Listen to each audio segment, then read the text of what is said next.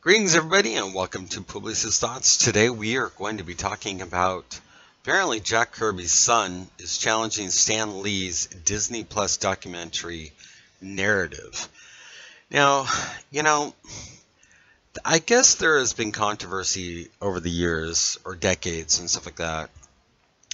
But, I don't take Stan Lee as when he was around or his estate around that ever disparaged Kirby, and it seemed like a lot of times Stan Lee complimented Kirby and stuff like that. And the way I always looked at Stan Lee and Kirby was the fact that I think they complement each other in weaknesses and strengths and all that. But I think because Stan Lee was around for so much longer than that of Kirby, I think that the recognition seems to side with Stan Lee. But my understanding is that Stan Lee never really took credit and stuff like that. I know there's a lot of controversy and thoughts and stuff like that. Maybe Stan Lee in his younger years maybe had an ego a little bit or something like that, but I think in his later years and stuff like that, he always protected, I think,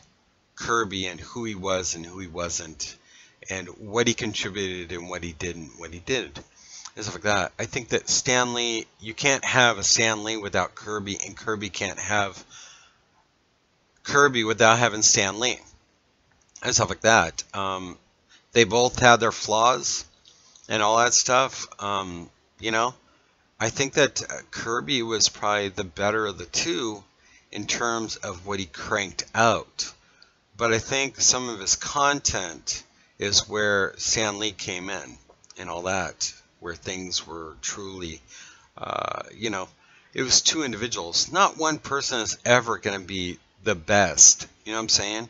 And it took Stan Lee and Kirby to work together on multiple things or even flesh them out later on down the road and all that in order for there to be some type of cohesion with regards to many of the different genres and characters and villains and everything else that we all love about Kirby and Stan Lee and what they created.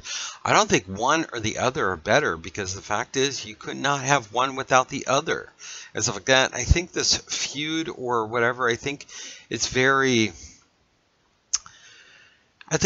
shallow of the Kirby family or son to go after Stan Lee documentary. And we don't know who is behind the documentary. I haven't seen the documentary and stuff like that, but Stan Lee's been dead for almost, I think, 2 years, I believe. Don't quote me on that.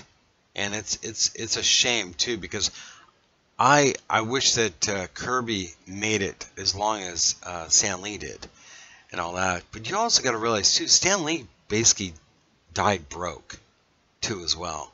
So I don't know where this is coming. And the other thing too, I think it's kind of callous too to be like jumping up and down on Stan Lee's grave too as well. And I don't think that's very appropriate to be doing in this case either.